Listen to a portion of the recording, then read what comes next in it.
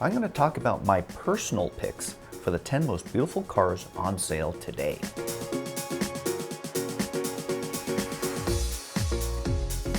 I'm well aware that style is subjective. I don't claim to be the arbiter of style and taste, and I realize that one person's trash might be someone else's treasure. I'm sure we're gonna have some disagreements on my picks. Leave a comment below. Leave a civilized comment below. So let's jump right into it. My first pick is the all-new 2020 Chevrolet Corvette, the C8, the mid-engine Corvette. It is a stunner in person. It's very angular. It's almost like a stealth fighter with all these facets everywhere. It's sharp, it's cool. It capitalizes on a lot of potential that I thought the NSX didn't.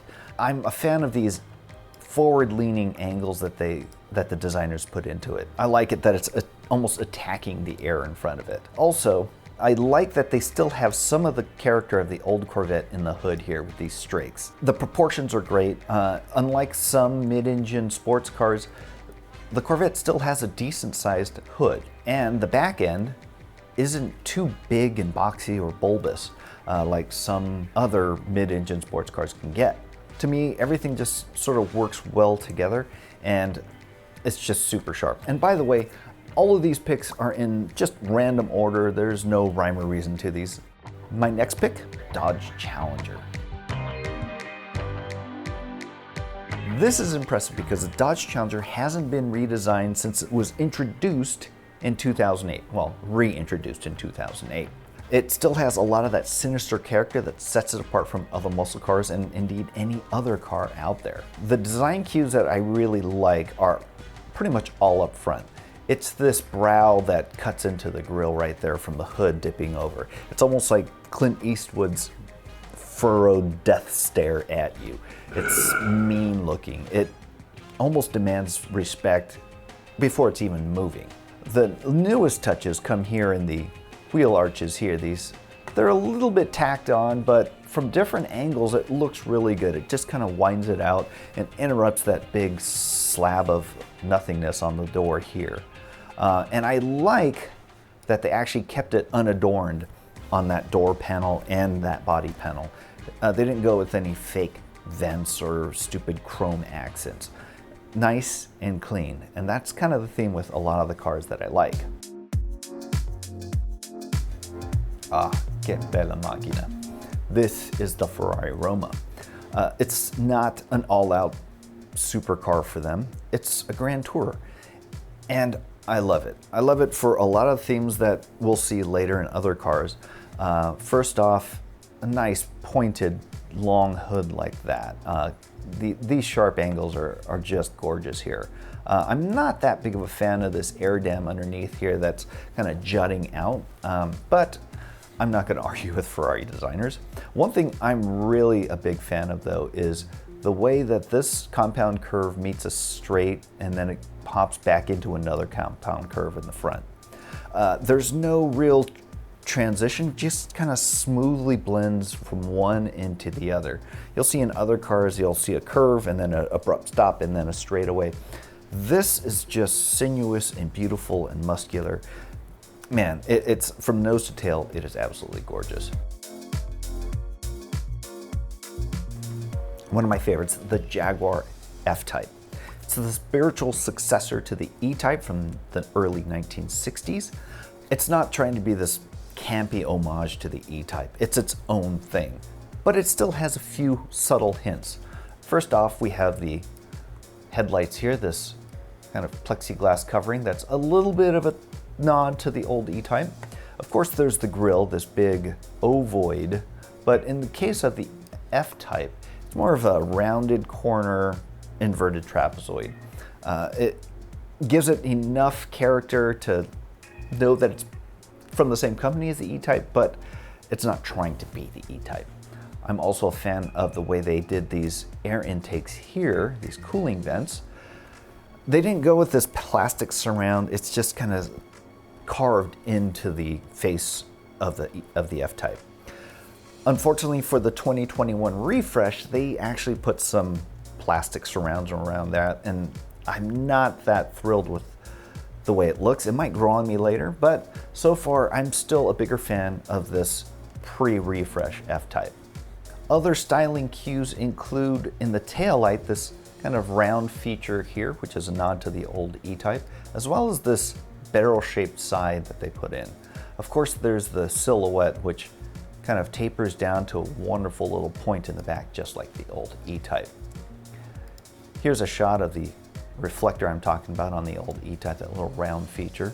But there's one thing I wish that Jaguar did with the F-Type, and that would be to use this glorious light metallic blue color that they use for the concept or pre-production car. It never made it into the order guides, and I was really hoping that would be in it. We've been raving about the Telluride, not just because of the way it looks, but because of the way it drives and the value proposition. It's just a really great mid-size three-row SUV. When it comes to design, I like that it's more upright and boxy than a lot of other SUVs. I also like this amber surround here. You can tell that a Telluride is coming up behind you from a ways off thanks to that distinctive running light. They used a lot of Kia's styling cues throughout, but it's not kind of gross about the way they did it. These double tabs are kind of their signature throughout the Kia lineup. It's there, it's also in the top of the windshield there, and a little hint of it right here in that B pillar. Overall, it's a really tidy design. It's industrial, it's a little beefier than pretty much anything else in its class. It's not my favorite car to drive. I wished it was a little more wild and lively than it is, but it is a looker for sure. It still turns heads a few years into its production. Again, long coupe hood. And I haven't been a fan of this Lexus spindle grille since it came out, but this is actually the first instance where I do like it, mostly because this car was designed to have it from the beginning. When they first started incorporating that spindle grille, they used it on cars that weren't necessarily designed to have it. All of these lines all come together right at the logo. They just sort of all point to it. It's a nice touch. It kind of gives it that sharpness, that pointiness that you kind of want from a wild looking sport coupe like this. Another thing I'm a fan of is this cutout right here. This little air intake, maybe for brake cooling, maybe for trans cooling, who knows. But I like how they didn't, again, put some cheesy plastic surround in there. It's just kind of sliced into the side of the body. It's graceful, it's sharp, it serves a purpose. Around the back of the LC, it continues that line where everything converges on that one logo point. I like that it's a theme that's carried over to the back. One thing I'm not too crazy about though is this kind of drop down here off the taillight. It seems like it's just a little bit out of place. I realize that it's part of their kind of corporate style, but every time I see it, I always see this kind of tear line under a cheetah's face. Maybe it's not the worst thing to be associated with. My next pick, it's the Mazda 3 hatchback. Mazda has just been killing it when it comes to design, and the 3 hatchback is, at least for me, a prime example. I love this big grille that's very distinctive, but it's not kind of overly horsey in my opinion. They have these wonderful compound curves that are built into the bodywork without any sharp creases that almost every other car has. One of my other favorite hatchbacks is the old Alfa Romeo Brera that had this kind of beautiful rounded hatchback tail. It's very distinctive. It sets itself apart from everything else out there. It's a clean design, and it's carried over into everything that Mazda does. The CX-5, the CX-3, CX-30, they're all what I consider the most attractive in their classes. And the CX-9 would have been, or it was, until the Telluride came along. The Polestar 1. Wow, the first time I saw this in the flesh, it was stunning. It's just such a clean design, really not a lot of adornment. Sure, it's got a long hood, okay, coupe proportions again, a stubby tail in the back, but there's a simplicity about it that just drew me in instantly. This grille is certainly an echo of Volvo, which is the parent company, but it's missing that sash and the Volvo logo in the middle. I'm also a huge fan of these kind of side strakes in the nose of the car. It's almost aviation-like to me, like a canard. Again, really nice, simple, unadorned side here, and we have this little feature here that catches light, and then this subtle little crease here that kind of casts shadow below that. It gives it some visual interest without having to resort to something kind of kitschy or gaudy. I had a design instructor who gave us this quote that I keep using when it comes to car design, and I'm paraphrasing here, but it's, "A pretty shape doesn't need a lot of jewelry." And this is pretty much unadorned perfection to me. Of course, you can't talk about the Polestar 1 without also mentioning the S90 from Volvo. There's a lot of similarities there. I realize that, and I love the S90 for the exact same reasons. You can see down here that Volvo added that kind of chrome strip down there. It doesn't really add too much visually for me. I prefer to see something where it's like the Polestar 1 where it's not there. Again, simplicity, cleanliness of design. Of course, not all of my picks are going to be exotics or sport coupes. I can't not talk about the most popular class of vehicles, pickup trucks. And for my money, it's the Ram 1500. The new design is a little classier, a little upmarket. In this top trim here, you get a lot of chrome. I'm outlining here this little step up from the headlight into the grille, and we'll get to that in a bit. But I like how everything is very cohesive and kind of, it all seems to belong together. One thing I'm not a big fan of is this kind of badge right here. It just seems a little out of place in an otherwise very clean design. The design also carries around to other Ram 1500s like the Rebel, which has a very different take on the grille, but it's equally impressive and aggressive in its execution. Getting back to the headlights integrating into the grille and all that good stuff, it goes back to the introduction of this kind of new generation of Ram pickups in the mid-1990s. This is the heavy-duty version of it, and right here, that headlight line there steps straight up into the grille and then back down for the other headlight. Around that time, I think it was the Kenworth T600 Big Rig had that same kind of sloping hood and that integration of the headlights into the fenders. And you can see it here. I mean, that is very much exaggerated the way it is here in the Ram 1500.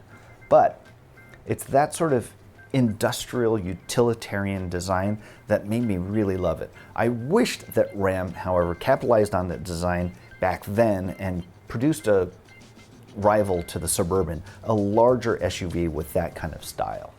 My final pick is yet another sport coupe. It is the Mercedes-Benz AMG GT. Again, it's the familiar theme of really long hood, a wide maw of a grille here that kind of denotes that it needs a lot of air to breathe, like a beast. And I mean, again, really huge intakes here as well. One thing I'm not too crazy about is this feature right here. I like that it's a cutout and it's not surrounded by plastic, but it's this badge right here that kind of throws me off. I feel like maybe if they did something a little more subtle, it would have been better, at least personally for me. Again, man, there's so many things to like about the portions of this car. And another echo here is that sort of kick out there that catches light. Just lends it a little more visual interest. And then at the very back of the car, it's really, really quite rounded over, almost egg-like, like a Porsche 928. But they broke it up and kept it from looking kind of overly bulbous by introducing these cutouts here. Whether or not they're actual heat extractors that function or not, there is a function, and that's aesthetically, it breaks up a lot of the monotony back here and keeps it looking a little sharper, a little more racy. In any case, those are my picks for the 10 most beautiful cars on sale today. I'm sure you have some disagreements with my picks and probably thought I left out a few and probably included a few that deserve to be. Leave a comment below. Leave a civilized comment below. Let's start a dialogue. It's not like I don't have the time to respond. Thanks for watching the video. Thanks for hanging out all the way to the end. To see more videos like this, hit subscribe. And of course, for any of these vehicles, if you want any information, head on over to Edmunds.com. Stay safe, take care of your friends, take care of your family.